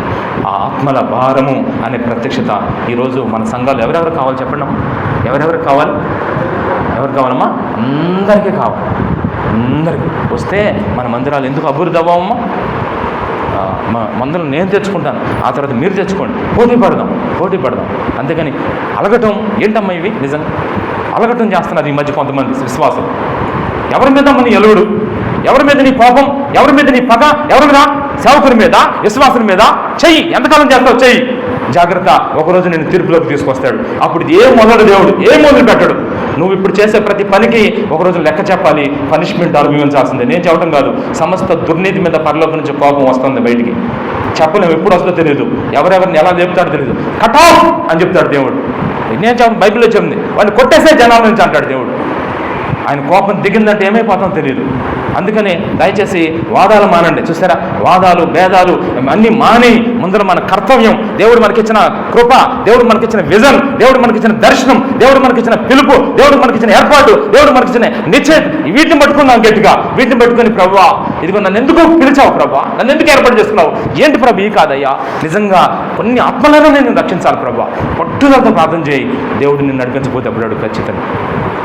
ఒక్కసారి మీరు ఆలోచించండి ఈ విషయాన్ని. అందుకని ఇది 8వ ప్రత్యక్షత. తర్వాత 9వ ఆదికాండం చూడండి. ఆదికాండం 18వ అధ్యాయం 17 వచ్చింది. 21వ అధ్యాయం ఆదికాండం 21వ అధ్యాయం 12వ వచనం 21-12.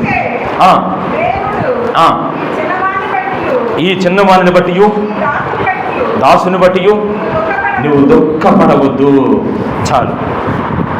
ఎన్ని ప్రత్యక్షలు పొందుకుంటూ ఇప్పటికి ఎన్ని ప్రత్యక్షలు పొందుకున్నాడు తెలుసా? 8 ప్రత్యక్షలు పొందుకొని వెళ్ళినప్పుడు ఒక చిన్న పొరపాటు చేశాడు. మళ్ళీ చేసిన పొరపాటు ఇంకా జరగట్లేదని చెప్పేసి అందుకే చెప్పట్లేదు నేను, ఎన్ని ప్రత్యక్షతలు చూసారా, అయినా కానీ బలహీనైపోయాడు. శారా వచ్చిందంట ఇంకెంతకాలం దేవుడు అని చెప్పేసి వెంటనే చెప్పేసింది. ఒక అబ్బాయిని కన్నాడు. ఎవరితో? హాగరుతో.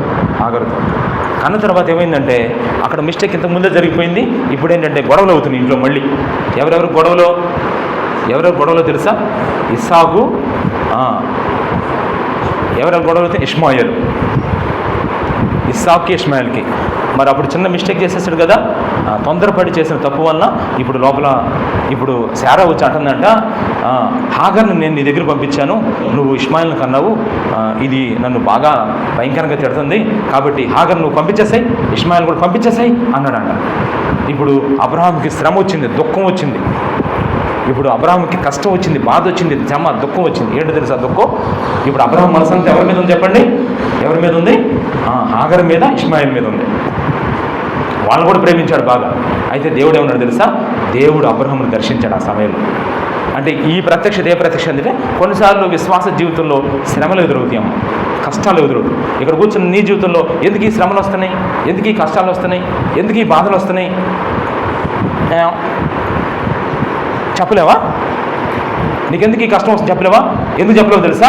ప్రత్యక్షత లేదు నీకు, దేవుని ప్రత్యక్షత. మీకు ఒక్కొక్క విశ్వాసకి ఏదైనా కష్టం వస్తే అది ఎందుకు వచ్చిందో తెలిసిపోతాం వాళ్ళకి, తెలుసా? నాకైతే అర్థమైపోయిందమ్మా క్లియర్గా. అంటే నేను గొప్పని చెప్పట్లేదు, నా పర్సనల్లో నేను ఎక్కడైనా తప్పిపోయినప్పుడు గ్యారెంటీగా మా ఫ్యామిలీలో నాకు కొన్ని విషయాలు నాకు క్లియర్గా అర్థమైంది, నాకు అర్థమైపోతుంది క్లియర్గా. అప్పుడు వెంటనే దాన్ని నేను వెనక్కి వచ్చేస్తాను, ముందుకు వెళ్ళబోతున్నా. ఒక చిన్న విషయంలో నేను ముందుకు వెళ్ళిపోతాను.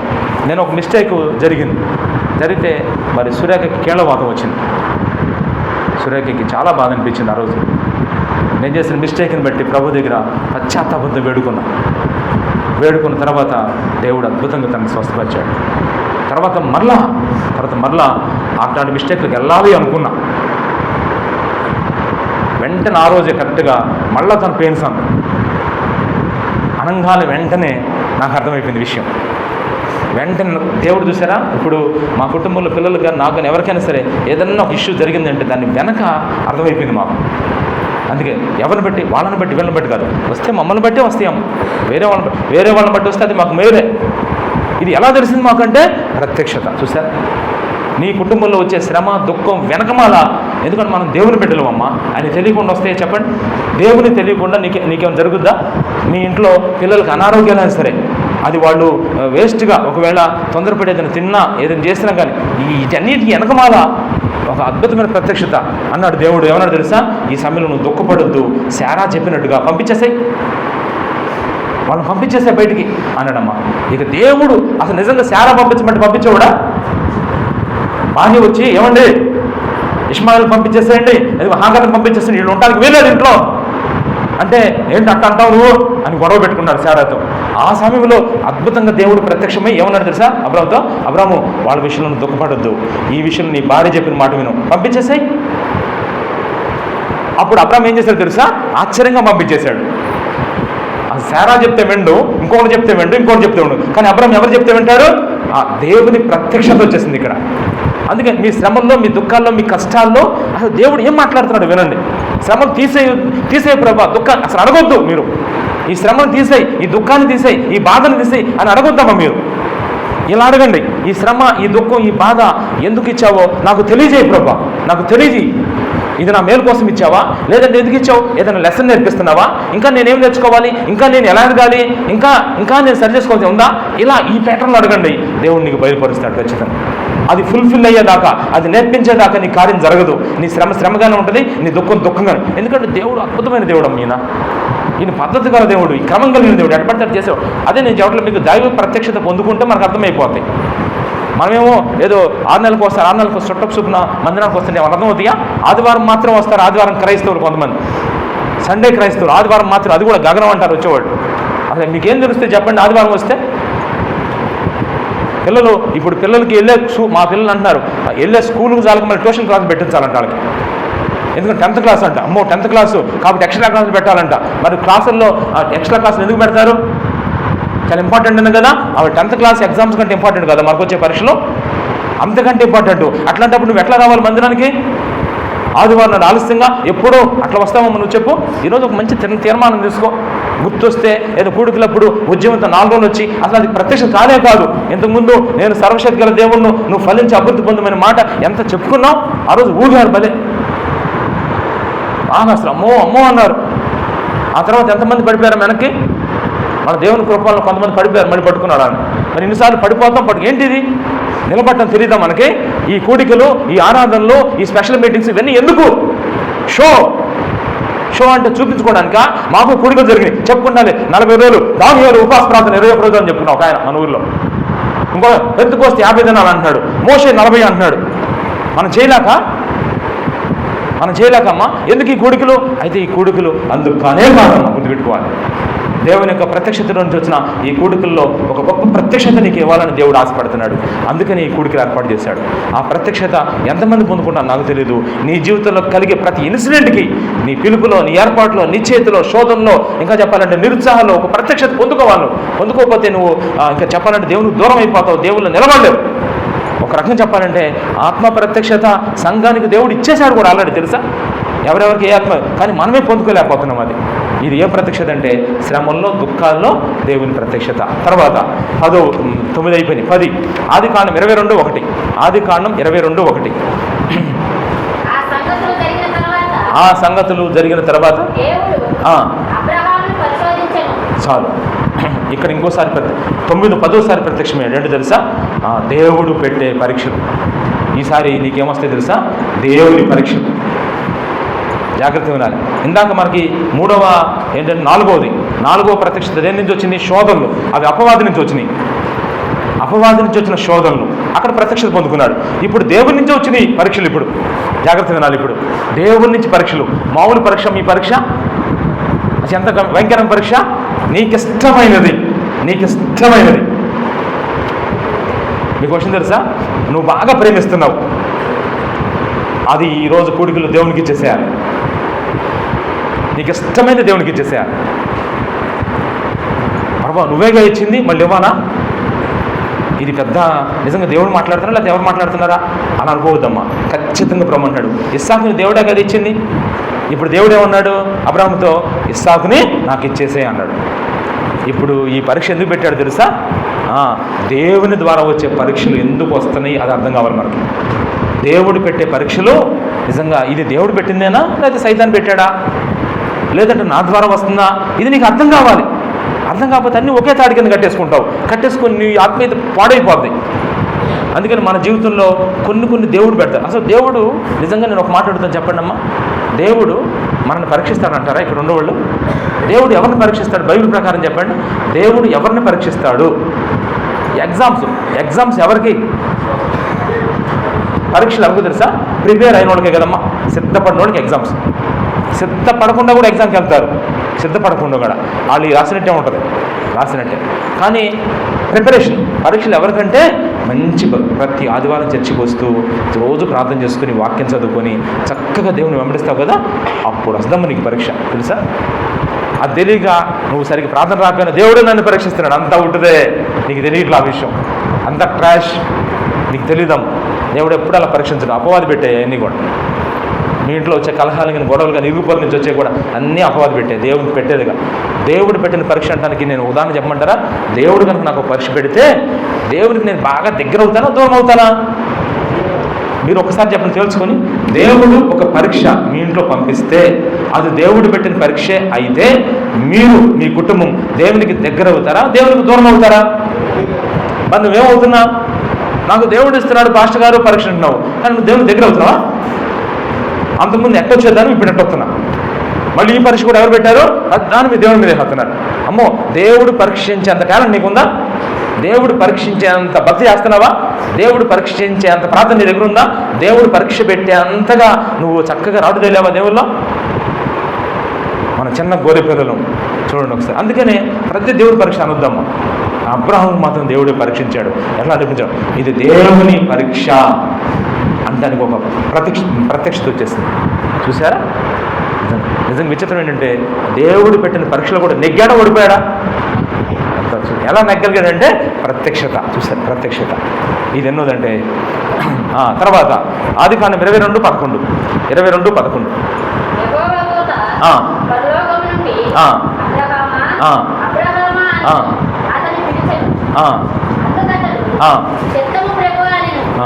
వచ్చినా ఉంటారండి, అక్కడే ఉంటారు వాళ్ళు.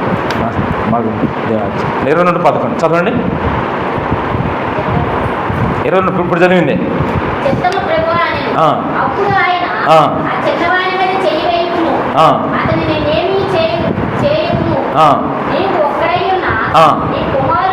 ఇప్పుడు కొడుకుని తీసుకెళ్ళిపోయి బలి ఇవ్వబోతున్నాడు. బలి ఇవ్వబోతుంటే కొడుకుని తీసుకొని బలి ఇవ్వబోతుంటే ఏం జరిగింది తెలుసా? ఆశ్చర్యమైన విషయం. కొడుకుని తీసి బలి ఇవ్వబోతుంటే వెంటనే ప్రభు అన్నాడంట, ఆపో అన్నాడంట. అంటే ఇక్కడ అర్థం ఏంటంటే ఆ సమయంలో వచ్చేటప్పుడే చెప్పాడు, నాన్న కొడుకున్నాడు, గొర్రె ఉంది, అందరూ ఉన్నారు, కానీ బలి ఇవ్వటానికి ఎవరు లేరు, బలి ఇవ్వటానికి గొర్రె పిల్ల ఏది అని అడిగాడంట. అప్పుడేమన్నాడు చెప్పండి అబ్రాహాము? దేవుడే. అది ఒక ప్రత్యక్షత ఉంది. చూసారా? అంటే దీని అర్థం ఏంటంటే ఒక మాటలు చెప్పాలంటే నీ ప్రతి అవసరము తీరుస్తాడు అనే ప్రత్యక్షత మీకు ఉండాలి. మీ జీవితాల్లో మీకు ఎన్నో అవసరతలు ఉంటాయమ్మ, మీకు ఎన్నో అవసరతలు ఉంటాయి. మీకు అర్థమైందా? ప్రతి అవసరం కొద్దీ వాళ్ళని అడగటం, వీళ్ళని అడగటం, ఏంటది? నీ అవసరాలు దేవుడు తీర్చలేడా? నీకు ఎంత అమౌంట్ అవసరం ఇద్దో, నీకు ఏ అవసరమో మీ పిల్లలకి దేవుడు తీర్చలేడా? చెప్పండి. దేవుని వాక్యం ఆ ప్రత్యక్షత మనకు లేకపోవటాన్ని బట్టే మనం ఏం చేస్తున్నాం తెలుసా? దేవుడు మమ్మల్ని పోషించలేడు, దేవుడు మమ్మల్ని బతికించలేడు, కాబట్టి మా సొంత శక్తి మీద మేము ఆధారపడతామని చెప్పేసి దేవుని పనులు కూడా ఎగ్గొట్టి, దేవుని ప్రార్థన కూడా ఎగ్గొట్టి ఏం చేస్తున్నారో చెప్పండి, మీరు ప్రార్థనకి వెళ్ళిపోతున్నారు పనులకి. ఏమ్మా, నా పని మీరు చేస్తే మీ పని నేను చేయనని చెప్పాడా దేవుడు? నేను అంటున్నాను, ఎప్పుడు ఎగ్గొట్టమంటున్నాడా? నెలకి ఎన్ని రోజులు చెప్పండి? నెలకి ఎన్ని రోజులు ఉన్నారు సార్ నెలకి? ఆదివారాలు ఎన్ని రోజులు? 30లో 4 తీసేయండి. 30లో 4, 26 రోజులు ఎవరయ్యి? 4 రోజులు ఎవరయ్యి? 4 రోజులు దేవునియ్యి, 26 రోజులు మీయే. మళ్ళీ ఈ జాలక ఈ కూడా కొట్టుకుపోతున్నారు. ఈ జాలకలా మీకు ఎవరు గాది గడుపు అంటారు కదా, ఈ జాలక 26 రోజులు జాలకలా మళ్ళీ 4 వారాలు పోతున్నారు. ప్రత్యక్షత లేదు, నీ అవసరాలు ఎలా తీరుతాయి? ఆలోచించుకోవాలి. ఇది హృదయ వేదంతో చెప్తున్న మాటలు మీరు అర్థం చేసుకోండి. ఈ ప్రత్యక్షత మనకు కలగాలి. దేవుడే నా ప్రతి అవసరత తీరుస్తాడు, యెహోవా ఈరే అనే ఒక ప్రత్యక్షత వచ్చేసిందాం. చివరిది ఆదికాండం అదే 22వ అధ్యాయం 12వ వచనం. 22:12. అప్పుడు ఆయన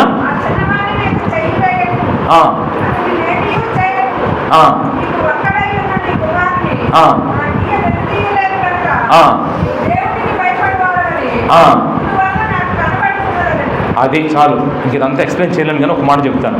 దేవుని మాట వినే విషయంలో అంటే విధేయత అనే విషయంలో అబ్రహాము నెంబర్ 1. అబ్బా, ఏం వింటున్నాడండి దేవుని మాట? అసలు దేవుని మాట ఏం వింటున్నాడండి? ఒకసారి మీరు ఆలోచించండి. దేవుని మాట వినే విషయంలో అబ్రాహాముకి అసలు దేవునికి ఎంత విధేయత ఎలా చూపించగలరు? అసలు నేను అందుకని మీరు చెప్పేది, చాలామంది అసలు దేవుని మాట వింటలేదు. ఎందుకంటామంటే వాళ్ళు ఎన్ని చెప్పినా వినరు. మేము కూడా అనుకుంటాం చాలాసార్లు, మక్కలు మేము కూర్చున్నప్పుడు ఎందుకు వాళ్ళు మాట అంటేదంటే మాకు అర్థం కావట్లేదు విషయం. ఎందుకంటే చెప్పంటారా? వాళ్ళకి ఏమి లేదు చెప్పండి, దైవ ప్రత్యక్షత లేదు.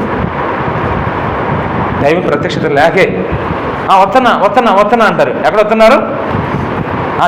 చేస్తున్నా. ఎక్కడ చేస్తున్నారు? చూడండి, ఒకసారి ఆలోచించడం. విధేయత ఆలోచించడం. ఈ ప్రత్యక్షత దావీదుకి ఎలా కలిగింది? దేవుని మాట నేను వినాలి అని ఎలా కలిగింది? దేవుడిచ్చిన ప్రత్యక్షత ద్వారా. ఇప్పుడు మొత్తం 12 విషయాలు. ఇప్పుడు చూడండి, విశ్వాస జీవితానికి ప్రయోజనమైన ఏంటి చెప్పండి? ప్రత్యక్షత. ఇప్పుడు అబ్రాహాముకి ఎన్ని ప్రత్యక్షతలు వచ్చినాయి? మొత్తం 12. అందుకే 12 ప్రత్యక్షతల్లో అద్భుతంగా అబ్రాహాము ఎక్కడ నిజంగా నిందారహితుడిగా, నేరం లేకుండా చక్కగా జీవించి ఎంతమందికి రోల్ మోడల్ కలిగించడం, రోల్ మోడల్గా. అందుకని మనం ప్రార్థన చేద్దాం. కళ్ళు మూసుకోండి, అందరూ ప్రార్థన చేద్దాం. అందరూ కళ్ళు మూసుకోండి ఒక నిమిషం. మరి మన సహవాసానికి దేవుని యొక్క ప్రత్యక్షత చాలా అవసరం. మరి ప్రత్యక్షత లేకే మనందరం పాడైపోతూ ఉన్నాం. ప్రభా, నీ ప్రత్యక్షత మాకు ఇవ్వండి, మా సంఘానికి ఇవ్వండి. అడుగుదాం ప్రభుని, ఒక్క నిమిషం అడుగుదాం, ప్రార్థన చేద్దాం. అందరం ప్రార్థన చేద్దాం. అందరం ప్రార్థన చేసుకుందాం. ఒక్క నిమిషం ప్రార్థన చేద్దాం అందరం. అసలు నేను ఎందుకు పిలిచాడు దేవుడు? అడుగు దేవుడిని ఒకసారి. మనసులో ఏం పెట్టుకోవద్దాం మనం. కోడికలు ఎందుకు ఏర్పాటు చేశాడు చూడండి. ఎవరి కోసం ఏర్పాటు నాకు తెలియదు. దేవుడు అసలు నేను ఎందుకు పిలిచాడు విశ్వాసిగా? Question number 1. ఉందా ఆ విషయంలో నీకు ప్రత్యక్షత? లేకపోతే ఒక్క చిన్న మాట అడుగు ప్రభుని. రెండవది, దేవుడు నేను ఎందుకు ఏర్పాటు